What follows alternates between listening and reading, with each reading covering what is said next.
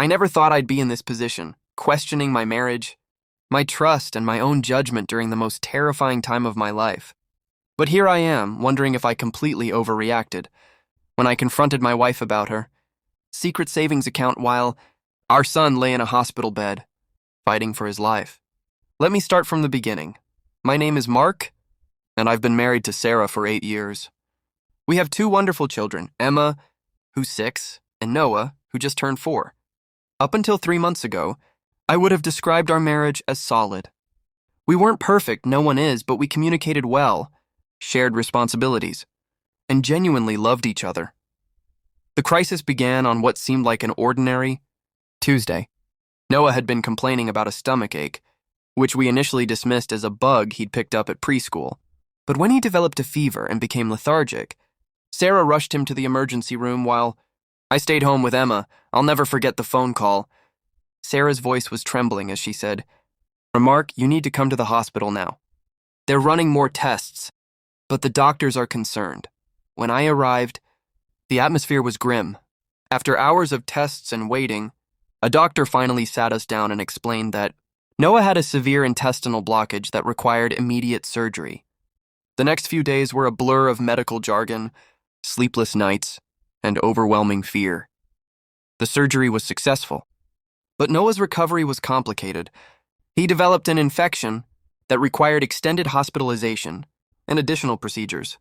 Medical bills started pouring in, and despite having good insurance, our portion was substantial. This is when things got financially stressful. Sarah and I had always maintained joint finances. We had a comfortable emergency fund, but Noah's medical expenses were quickly depleting it. I started working extra shifts, and Sarah took on freelance design work from the hospital.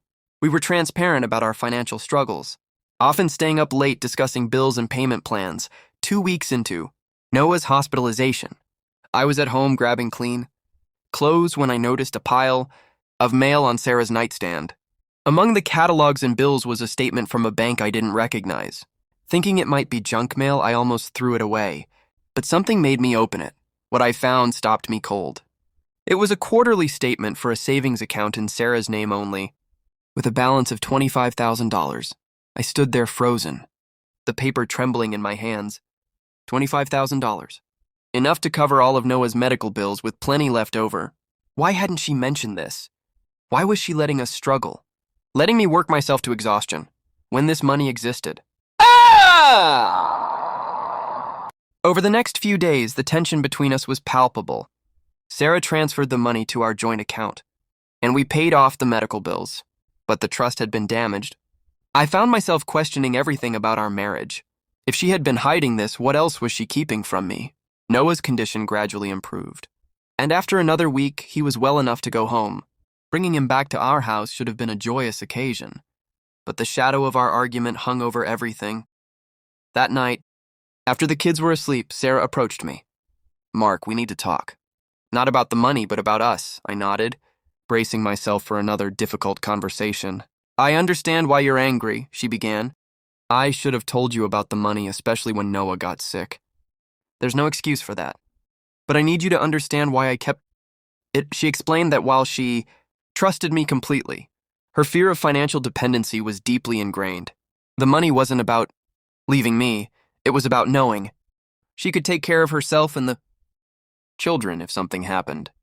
"I know it doesn't make sense to you," she said, tears streaming down her face. "But in my mind, using that money would mean acknowledging that I couldn't handle things on my own.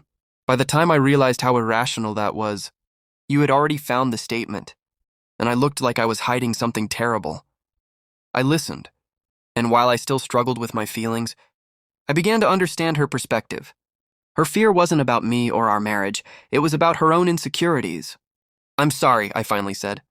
"I'm sorry I confronted you so harshly, especially in the middle of everything with Noah. But Sarah, we're partners.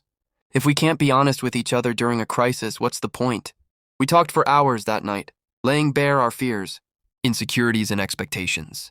We agreed to seek couples counseling to work through the trust issues and to establish complete financial transparency going forward. In the weeks that followed, Noah made a full recovery. Sarah and I attended counseling sessions, where we learned to communicate more, effectively and to understand each other's emotional triggers. It wasn't easy, and there were days when the resentment flared up again. But we were committed to rebuilding our relationship. So, AITA, for confronting my wife about the secret money during our child's medical crisis? I don't think so. The confrontation was necessary, even if my approach could have been more measured. But I also recognize that Sarah's actions, while misguided, came from a place of fear rather than malice. Marriage is complicated. Trust is fragile, and sometimes it takes a crisis to reveal the cracks in your foundation. The important thing is not that we never face challenges, but that we learn to repair them together. Looking back, I'm grateful that I found the bank statement when I did. Not because it gave me a reason to be angry, but because it forced us to address issues that had been simmering beneath the surface. Our marriage is stronger now, not in spite of the crisis, but because we faced it head-on together. And Noah, he's back to being a rambunctious 4-year-old, with no memory of the scary time in the hospital. But his parents are different now, more honest, more understanding, and more committed than ever to the partnership that is our marriage.